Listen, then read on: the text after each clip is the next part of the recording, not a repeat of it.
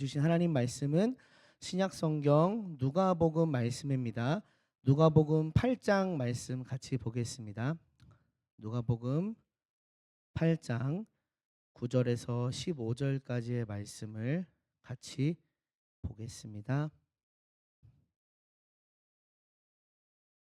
네, 다 찾으신 줄 알고 우리 한 목소리로 읽기에는 조금 기니까요. 제가 한 절, 여러분께서 한 절 교독하여 읽으시는데 앞서서 이 고백은 같이 드리고 그 다음에 말씀을 교독해서 읽겠습니다. 함께 고백합니다. 이 말씀은 살아계신 하나님의 말씀입니다. 제자들이 이 비유의 뜻을 물으니 일시되 하나님 나라의 비밀을 아는 것이 너희에게는 허락되었으나 다른 사람에게는 비유로 하나니 이는 그들로 보아도 보지 못하고 들어도 깨닫지 못하게 하려 함이라. 이 비유는 이러하니라. 씨는 하나님의 말씀이요 길가에 있다는 것은 말씀을 들은 자니 이에 마귀가 가서 그들이 믿어 구원을 얻지 못하게 하려고 말씀을 그 마음에서 빼앗는 것이요. 바위 위에 있다는 것은 말씀을 들을 때 기쁨으로 받으나 뿌리가 없어 잠깐 믿다가 시련을 당할 때 배반하는 자요. 가시떨기에 떨어졌다는 것은 말씀을 들은 자이나 지내는 중 이생의 염려와 재물과 향락의 기운이 막혀 온전히 결실하지 못하는 자요. 마지막 말씀은 같이 읽겠습니다. 좋은 땅에 있다는 것은 착하고 좋은 마음으로 말씀을 듣고 지키어 인내로 결실하는 자니라. 아멘. 오늘은 함께 읽으신 누가복음 8장 9절에서 15절 말씀 본문으로 그 비밀은 다른 게 아닙니다 라는 제목으로 같이 하나님의 말씀을 나누고자 합니다. 여러분 사진 한번 보여주시겠습니까? 이게 뭘까요? 여러분이 그럼 뒤집으시겠습니까? 아니면 안 뒤집으시겠습니까? 뭐 안 뒤집는 분들도 계시겠지만 어린이들이라면 100명 중에 99명은 다 뒤집어 봅니다. 이것은 제가 한 2, 3년 전쯤에 만들어서 초등학교 앞에서 사용했던 전도지입니다. 뒤집으면 이런 내용이 있습니다. 예수님은 널 사랑해. 무조건 보게 만드는 전도지. 호기심 끌기에는 좋은데 이미 한번 겪은 아이들을 또 만나고 하니까 또 이거를 또 제대로 쓰려면 어딘가 바닥에 내려놔야 돼요. 그러면 아이들이 자꾸 밟고 지나가가지고 그래가지고 지금 안 쓰고 있습니다. 영화관 뭔가 뒤집지 말라면 뭔가 비밀스럽고 이 비밀이라는 것은 왠지 사람들의 호기심을 자극합니다. 제가 아무리 여러분 임금님기는 당나귀기입니다 라고 말해도 별로 기억하실 분은 없을 거예요. 그렇지만 제가 만약에 여러분 그거 아세요? 임금님 귀가 당나귀 귀래요 라고 이렇게 이야기한다면 여러분 뭔가 이 비밀스러운 이것 때문에 더 이 사실을 더 잘 기억할 것입니다. 오늘 본문은 예수님이 들려주시는 비밀 이야기입니다. 하나님 나라의 비밀을 예수님께서 말씀하십니다. 우리 10절 말씀을 다시 한번 같이 읽어보겠습니다. 시작. 이르시되 하나님 나라의 비밀을 아는 것이 너희에게는 허락되었으나 다른 사람에게는 비유로 하나니 이는 그들로 보아도 보지 못하고 들어도 깨닫지 못하게 하려 함이라. 아멘. 예수님께서 말씀하신 하나님 나라의 비밀이 무엇일까요? 사실은 이어지는 그 내용을 읽어보면 비밀이라고 할 것도 별로 없는데 예수님께서 비밀이라는 표현을 쓰십니다.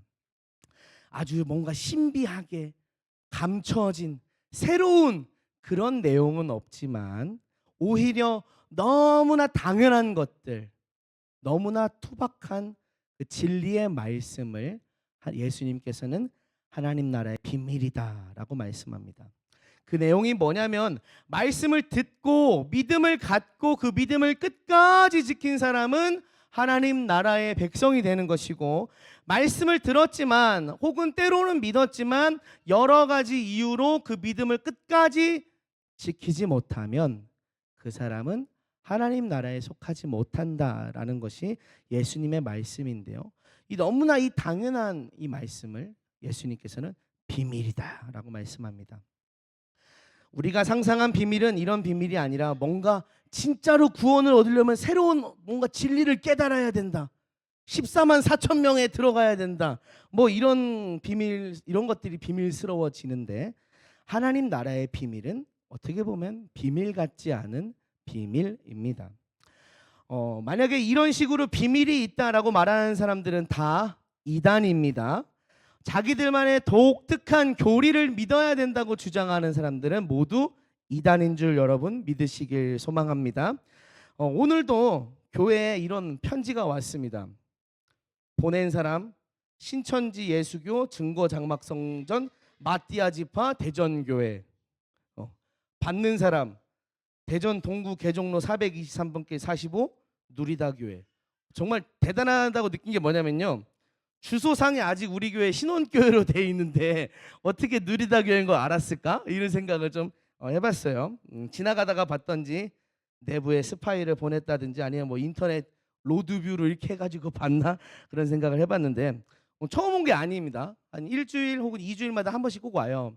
그러면은 이제 뭐 저는 어차피 뻔히 뭐 무슨 내용일지 아니까 그냥 찢어서 버립니다. 여기 이렇게 써 있어요. 선납 일반 통상 선납 금액 430원. 그래, 열심히 우체국을 돈 벌게 해줘라. 이런 마인드로 그냥 무시합니다.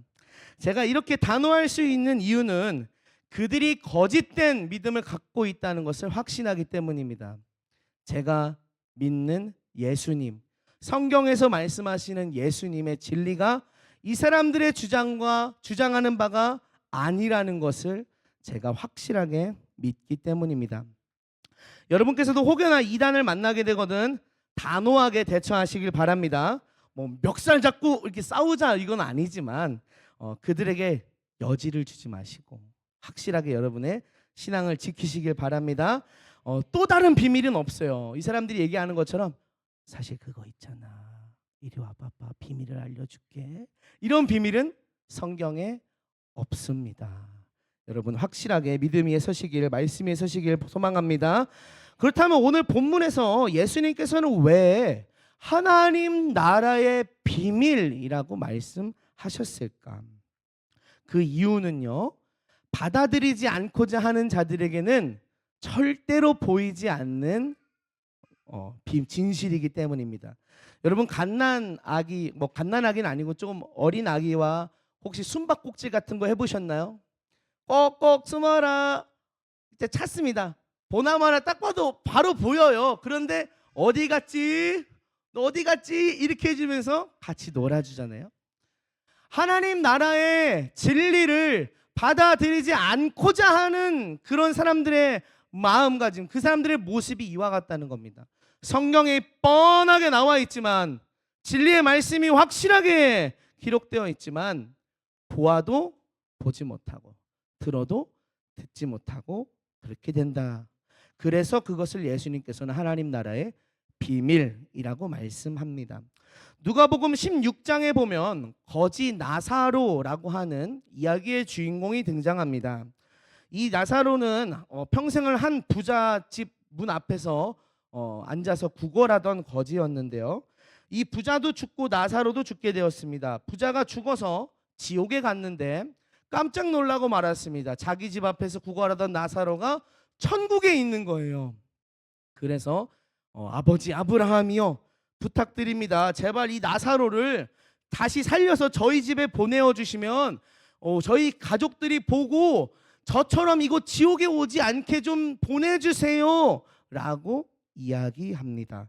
그러자 아브라함이 대답을 하는데요, 누가복음 16장 29절에서 31절까지의 말씀을 함께 읽어보겠습니다. 시작. 아브라함이 이르되 그들에게 모세와 선지자들이 있으니 그들에게 들을지니라. 이르되 그렇지 아니하니이다. 아버지 아브라함이여, 만일 죽은 자에게서 그들에게 가는 자가 있으면 회개하리이다. 이르되 모세와 선지자들에게 듣지 아니하면 비록 죽은 자 가운데서 살아나는 자가 있을지라도 권함을 받지 아니하리라 하였다 하시니라. 아멘.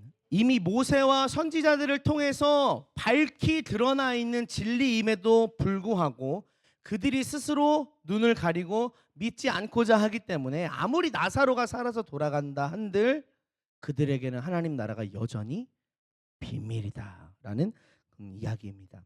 하나님 나라가 비밀인 이유가 이것입니다. 감춰져 있어서 뭔가 색달라서 뭔가 새로운 것을 알아야 돼서 비밀이 아니라 받아들이지 않고자 하는 자는 끝까지 그것을 깨닫지 못하기 때문에 비밀이 되는 것입니다. 저와 여러분은 이미 비밀을 아는 자인 줄 믿습니다. 예수 그리스도가 우리의 구원이시오 주님이심을 믿습니다. 이것이 하나님 나라의 비밀이고 진리를 아는 자입니다. 여러분 이 비밀을 굳건하게 지키시고 간직하시고 이 비밀로 승리하시길 소망합니다. 그렇다면 오늘 예수님께서 말씀해 주신 씨 뿌리는 비유의 진짜 의미에 대해서 같이 살펴보겠습니다. 이 비유는 마태복음, 마가복음, 누가복음, 그러니까 공관복음에서 모두 이야기하고 있는데요. 그 내용에 있어서 조금씩의 차이가 있습니다.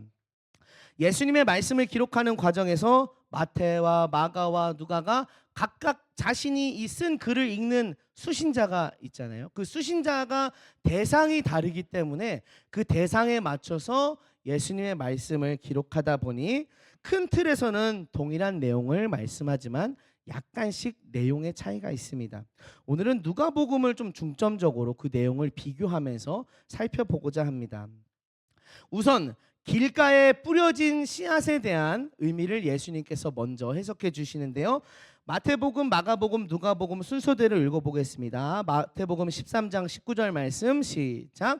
아무나 천국 말씀을 듣고 깨닫지 못할 때는 악한 자가 와서 그 마음에 뿌려진 것을 빼앗나니 이는 곧 길가에 뿌려진 자요. 마가복음도 보겠습니다. 4장 15절 시작.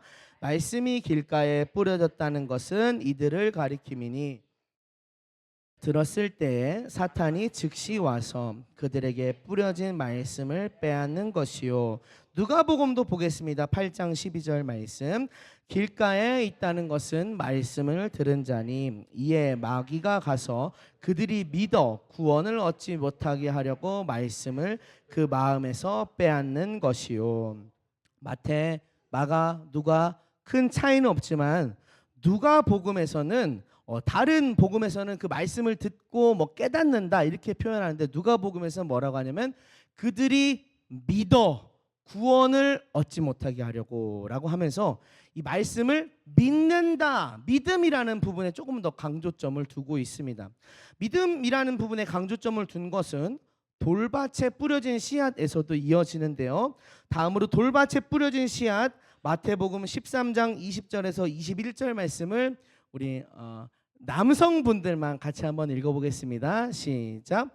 돌밭에 뿌려졌다는 것은 말씀을 듣고 즉시 기쁨으로 받되 그 속에 뿌리가 없어 잠시 견디다가 말씀으로 말미암아 환난이나 박해가 일어날 때에는 곧 넘어지는 자요.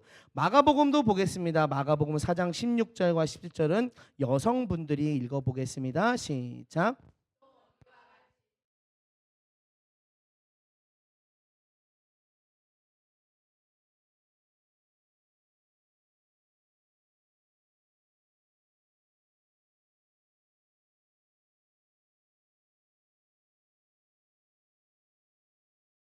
누가복음 말씀은 같이 읽어보겠습니다. 8장 13절 말씀입니다. 시작. 바위 위에 있다는 것은 말씀을 들을 때 기쁨으로 받으나 뿌리가 없어 잠깐 믿다가 시련을 당할 때 배반하는 자요.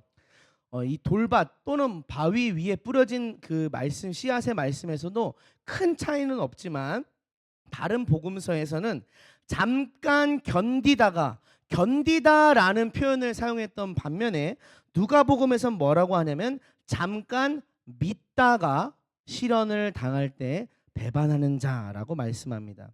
그러니까 역시 믿음이라는 부분을 누가복음이 강조하고 있구나라는 것을 우리가 조금 볼 수 있습니다.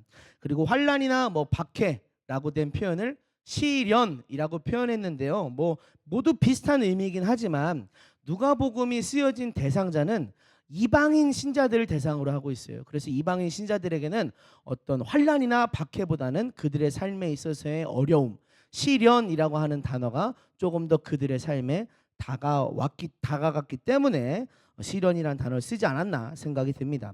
그리고 오늘 가장 중요한 눈여겨서 볼 말씀이 있는데요. 가시떨기에 떨어진 씨앗에 대한 말씀입니다.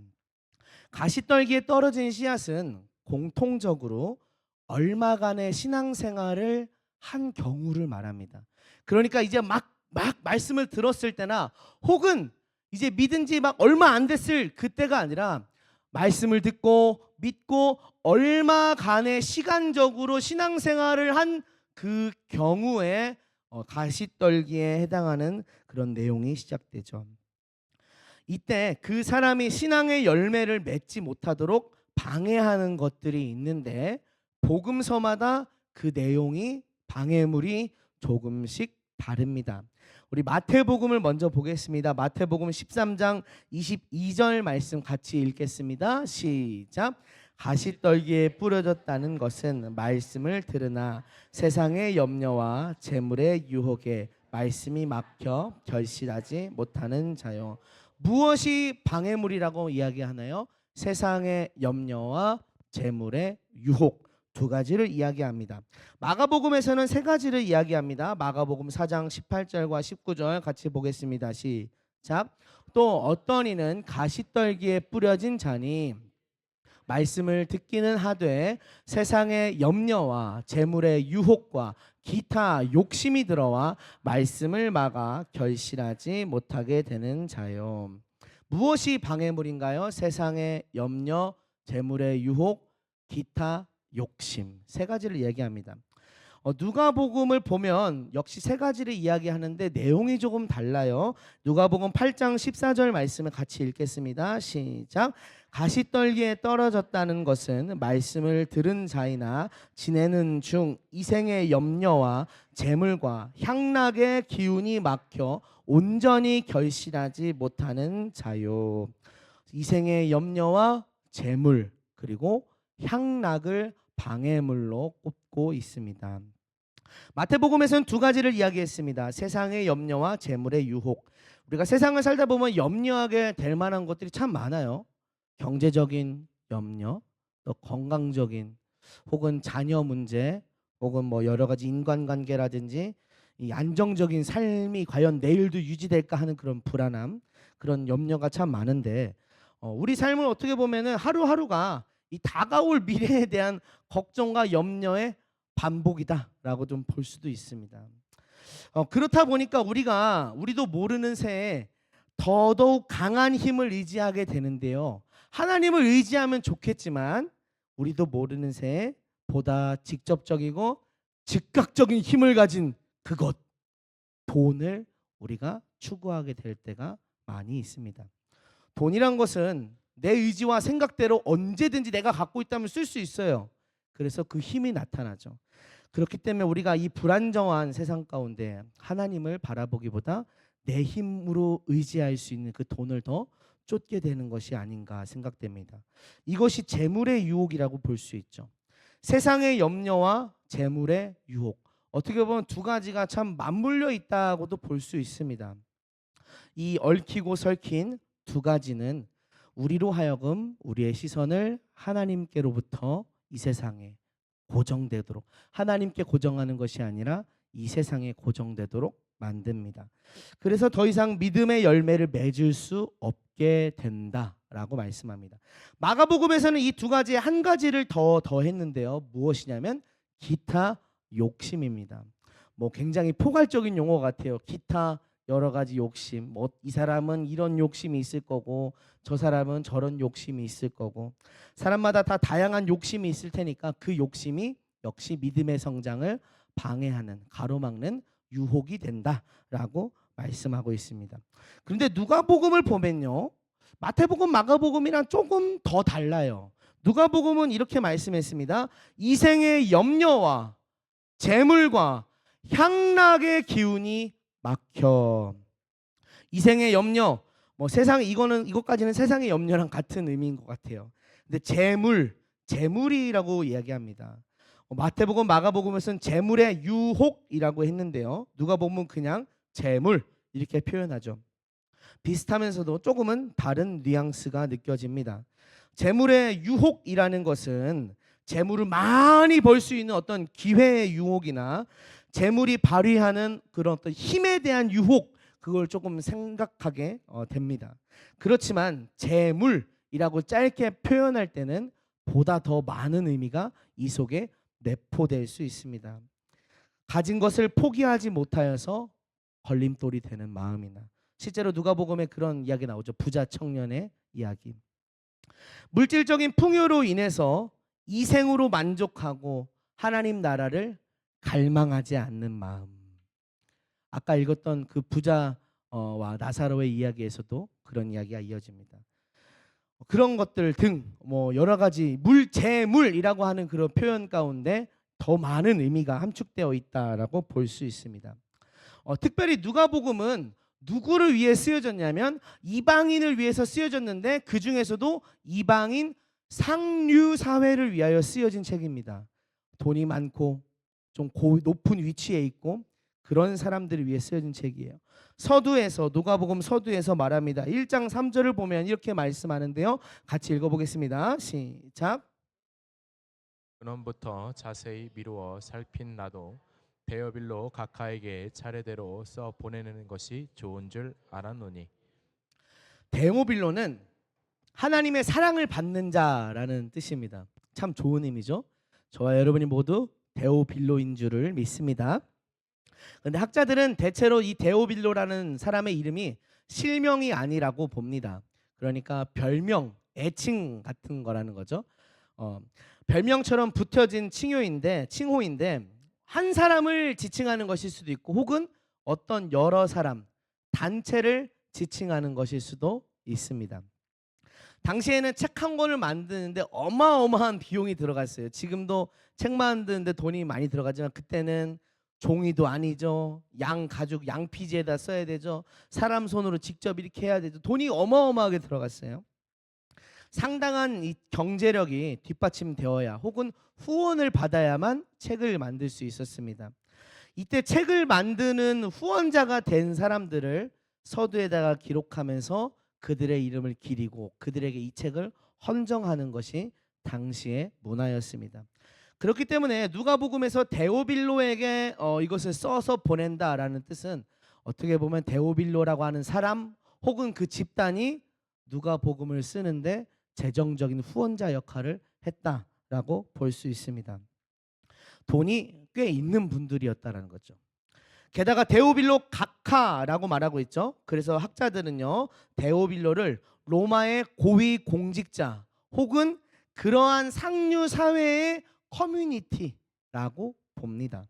다시 말하면 누가복음의 수신자는 유대인이 아니고 이방인이고, 우리 같은 보통의 평범한 사람들이 아니라 보다 더 높은 고위 공직 사회에 있는 그런 상류 사회에 속한 구성원들에게 쓰여진 책입니다. 그렇다 보니까 약간의 내용적인 차이가 계속해서 발생하는 거예요. 이미 이들에겐 재물이 풍족했습니다. 다른 사람들이 하루하루를 먹고 사는 것을 걱정하면서 그 돈을 더 많이 벌 기회를 유혹이라고 느꼈다면, 어쩌면 누가복음을 읽는 사람들은 돈을 많이 벌 기회가 유혹이 아니라 돈을 갖고 있는 그 자체가 유혹이었을 거예요. 돈을 갖고 있으면서 오는 여러 가지 돈을 잘못 쓰는 데에 대한 위험성 같은 것들을 말이죠.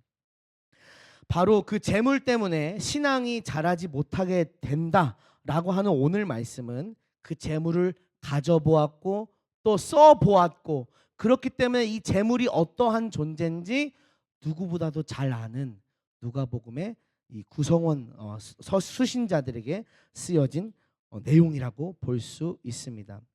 그리고 누가복음에서 말하는 신앙이 자라는 것을 막는 가시떨기가 한 가지 더 있었는데요. 이생의 염려와 재물, 그리고 향락이 우리의 믿음이 자라는 것을 막는다라고 이야기합니다. 마가복음은 기타 욕심이라고 해서 여러 가지 포괄적으로 얘기했는데, 누가복음은 그 중에서도 콕 집어서 향락이 우리를 자라지 못하게 한다라고 이야기합니다. 누가는 상류층의 사람들에게 더 가까운 유혹인 향락을 콕 집어서 이야기한 거예요.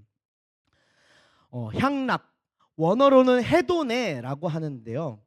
해가 돈다 뭐 이렇게 생각하시면 편할 것 같아요. 해도네라고 하는데요. 즐거운 것, 쾌락의 추구라는 뜻을 갖고 있습니다. 성경에는 총 5번 쓰였는데 모두 부정적인 안 좋은 의미로 쓰였습니다. 하나님을 추구하는 것과 반대되는 의미로서의 즐거움을 쫓는 것, 쾌락을 쫓는 것, 그것을 해도네라고 말씀했습니다. 어떤 것이 해도네일까요? 먼저는 그 자체로 제약이 되는 것들이 있죠. 음주 가무를 한다든지 아니면 음란한 행위를 한다든지 혹은 무언가를 파괴하는 데서 사람이 됐든 뭐 다른 무엇이 됐든 무언가를 파괴하는 데서 즐거움을 찾는 것들, 이런 것들은 그 자체로 죄악이면서 하나님과 멀어지게 되는 해도네 향락이 됩니다. 그리고 여기에 더하여서 그 자체로 죄악은 아니지만 이게 심하게 빠져들면 죄가 될 수 있는 것들이 있어요. 오락이라든지 스포츠라든지 아니면 요즘 세상에서는 미디어 활용, 유튜브, 뭐 틱톡 이런 것들, 그런 것들이 우리가 해도네라고 볼 수 있습니다. 이런 것들도 지나치면 해도네가 향락이 될 수 있습니다. 우리도 죄는 아니지만 뭐 앞서 말했던 음주 가무, 뭐 음란한 행위, 뭐 뭔가를 파괴하는 그런 어떤 죄악을 저지르는 건 아니지만 우리 역시도 심해지면 향락으로 이어질 수 있는 많은 즐길거리들이 가득한 이 세상을, 현대 사회를 살아가고 있습니다. 마찬가지로 누가복음을 읽게 되었던 상류 사회에서는 일단은 생계에 걱정이 없고 뭐 그런 말도 있잖아요. 먹고 살만하면 딴 생각한다 뭐 이런 얘기도 있는데 생계에 걱정이 없고 풍요로운 삶을 살아가는 사람이다 보니까 자연스럽게 인생의 즐거움을 쫓게 되고 그게 지나치면 향락이 되고 하나님과 전혀 정반대로 가게 되는 길이 되는 것입니다.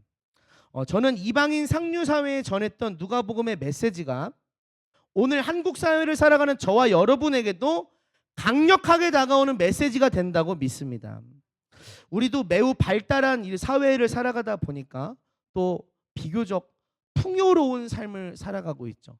정말 먹을 게 없어서 고민하는 게 아니라 더 나은 것을 먹지 못해서 상대적인 박탈감을 느끼는 게 어쩌면 우리의 모습일 수 있습니다.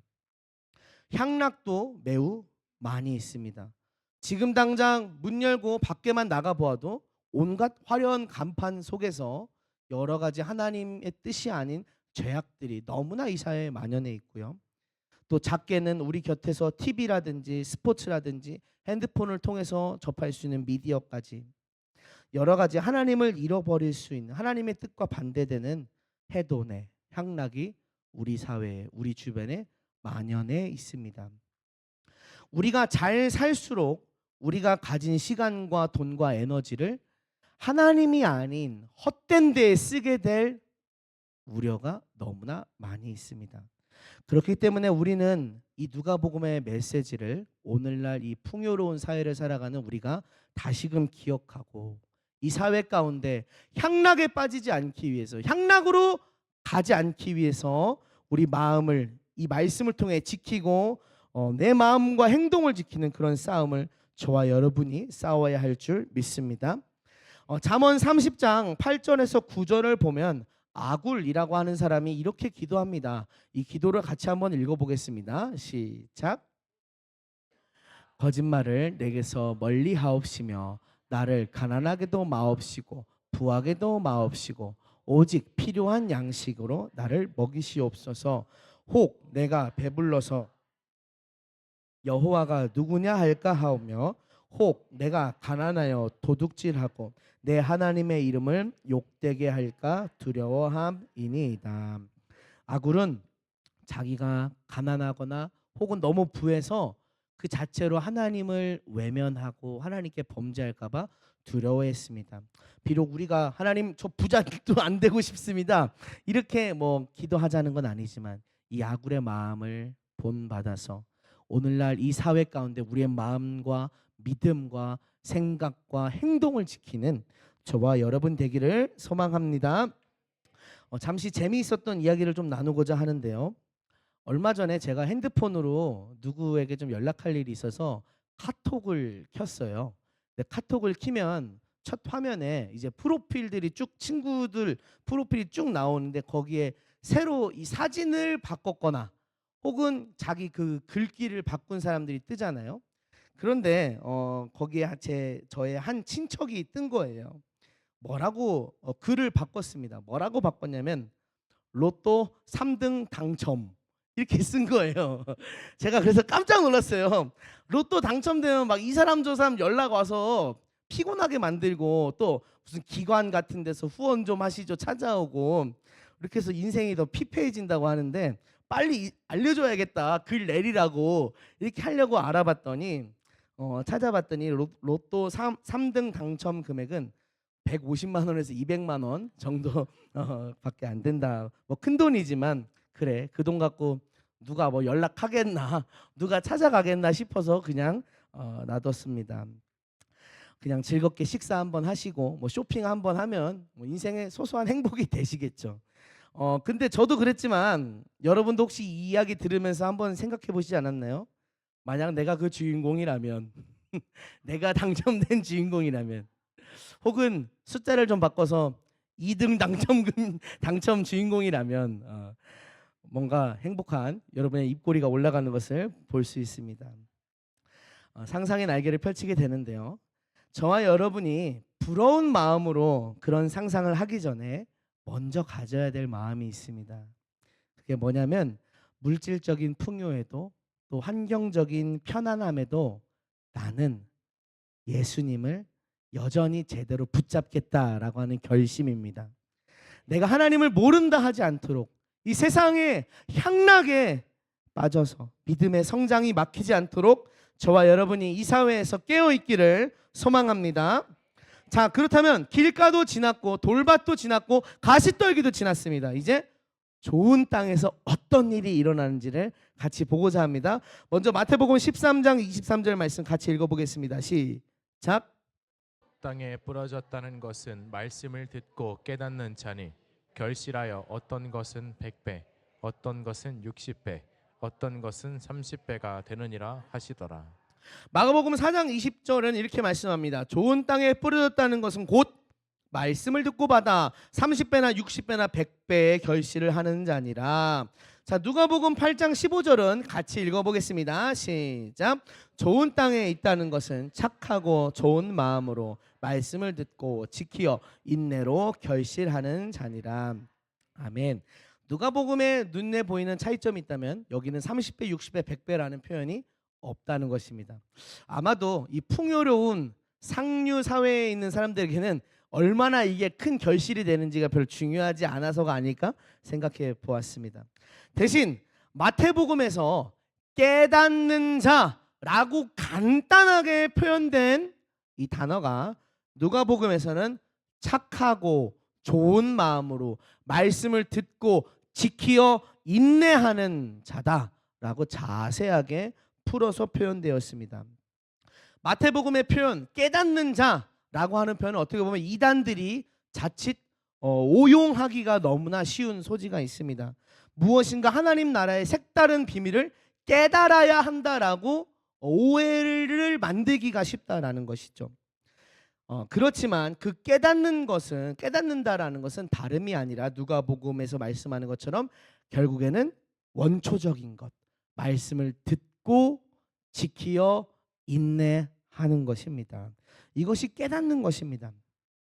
아브라함이 25년간 약속을 따라서 믿음을 지키며 살았고 노아가 120년 동안 말씀을 듣고 지키면서 방주를 지었고 예레미야가 온갖 고초를 당하면서도 하나님의 말씀을 듣고 지키며 인내했던 것처럼 그렇게 말씀을 듣고 지키고 인내하는 것이 하나님 나라를 살아가는 사람의 모습인 것입니다. 그것이 하나님 나라의 비밀인 것입니다. 뭔가 색다른 게 비밀이 아니라 누구든지 다 누구에게나 열려 있지만 누구나 가지 않는 길, 좁은 문, 좁은 길. 말씀을 듣고 지키고 인내하는 것, 그것이 하나님 나라의 비밀입니다. 여러분, 말씀을 들으실 때 혹시나 찔리는 말씀이 있으십니까? 그 말씀을 듣고 회개하며 말씀을 품고 행동을 고치십시오. 혹은 여러분에게 위안이 되는, 위로가 되는 말씀이 있으십니까? 그 말씀을 붙들고 단단하게 사람들의 말에 흔들리지 마십시오. 여러분에게 복음의 사실이 확 증거되도록 다가오는 말씀이 있으십니까? 그 말씀을 확실히 붙잡으며 이 세상을 하나님 나라와 의를 위하여 살아가십시오. 하나님 나라의 비밀은 다른 게 아닙니다. 여러분, 제가 진짜 비밀을 알려드릴게요. 이런 비밀 아닙니다. 말씀을 듣고 지키고 인내로 결실하는 것.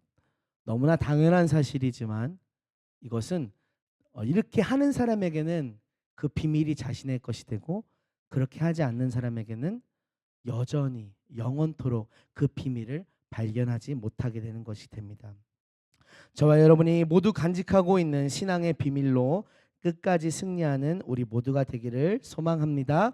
이 시간 같이 찬양하면서 기도의 자리로 나아가고자 하는데요. 오직 주의 사랑에 매여 우리 같이 이 시간 찬양하면서 복음의 말씀 위에 그 말씀을 듣고 지켜 인내하는 그런 삶을 살겠습니다. 함께 다짐함으로 고백하겠습니다.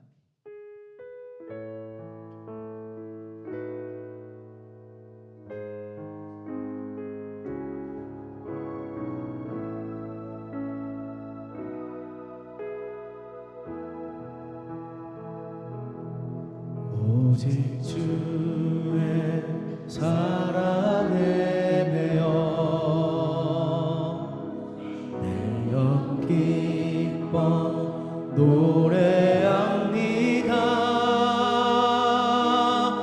이 소망의 언덕 기쁨의 땅에서 주께 사랑드립니다.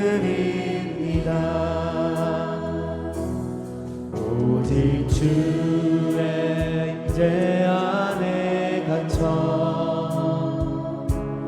내 영 기뻐 찬양합니다. 이 소명의 언덕 거룩한 땅에서 주께 경배드립니다. 주께서 주신 모든 은혜 나는 말할 수 없네. 내 영혼 즐거이 주 따르렵니다. 주께 사 오직 주의 사랑에 매여 오직 주의 사랑에 매여 내 영 기뻐 노래합니다.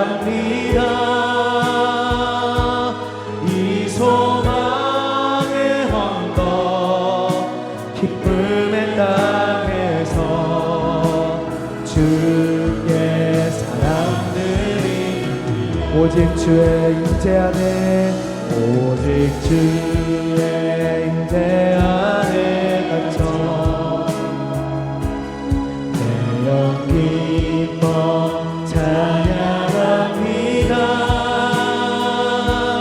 이 소명의 언덕 거룩한 땅에서 주께 경배드립니다. 주께서 주신 모든 은혜 나는 말할 수 없네. 내 영혼 즐거이 주 따르렵니다. 주셔서 주신 모든 은혜, 주께서 주신 모든 은혜 나는 말할 수 없네. 내 영혼 즐거이 주 따르렵니다. 주께 내 삶 드립니다.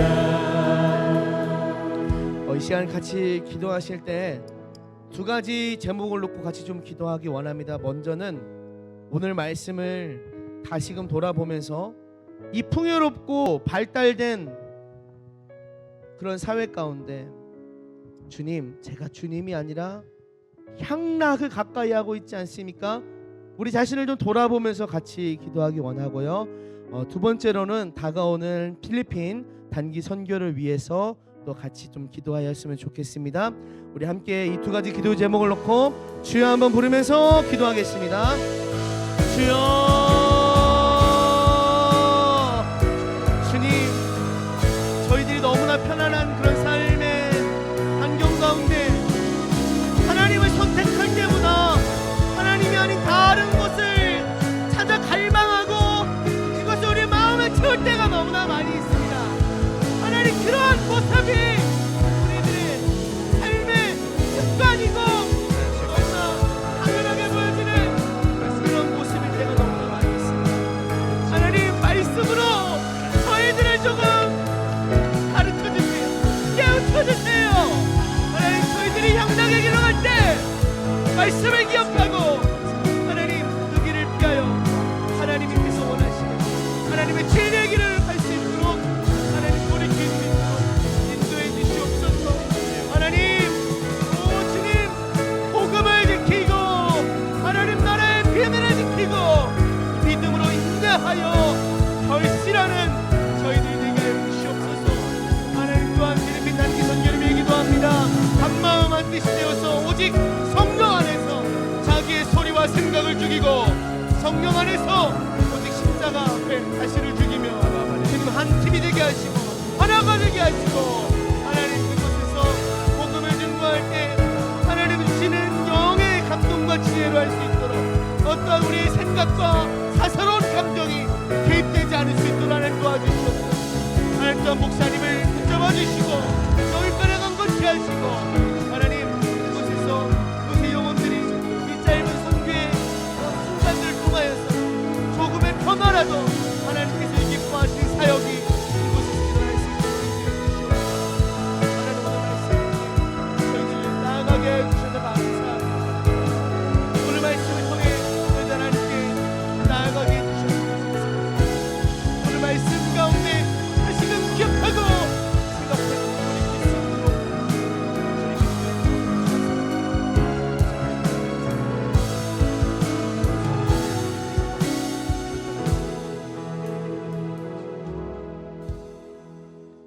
하나님, 오늘 말씀 앞에 저희들의 삶을 돌아보았습니다. 하나님을 찾기보다 세상 즐거움과 향락을 가까이 하기가 너무나 쉬웠습니다. 하나님, 저희들이 말씀을 따라 저희 자신을 지키고 하나님 나라의 비밀을 지키는 자가 되게 하여 주시옵소서. 말씀을 듣고 믿고 지키어 인내하는 믿음의 백성이 되게 하여 주시옵소서. 오늘 주님 함께하여 주심에 감사합니다. 오늘도 예배드리고 주님 앞에 영광 돌릴 수 있게 해주셔서 감사합니다. 저희들 돌아가는 시간까지 하나님 특별히 비 가운데 안전하게 돌아갈 수 있도록 내일도 하나님의 영광 위에 살 수 있도록 이끌어 주시옵소서. 예수님의 이름으로 기도합니다. 아멘. 우리 주님께서 가르쳐 주신 기도 함께 고백함으로 수요 예배를 마치겠습니다. 하늘에 계신 우리 아버지여, 거룩히 여김을 받으시오며 나라가 임하시오며 뜻이 하늘에서 이루어진 것 같이 땅에서도 이루어지이다. 오늘날 우리에게 일용할 양식을 주시옵고 우리가 우리에게 죄진 자를 사하여 준 것 같이 우리의 죄를 사하여 주시옵고 우리를 시험에 들게 하지 마시오며 다만 악에서 구하시옵소서. 나라와 권세와 영광이 아버지께 영원히 있사옵나이다. 아멘.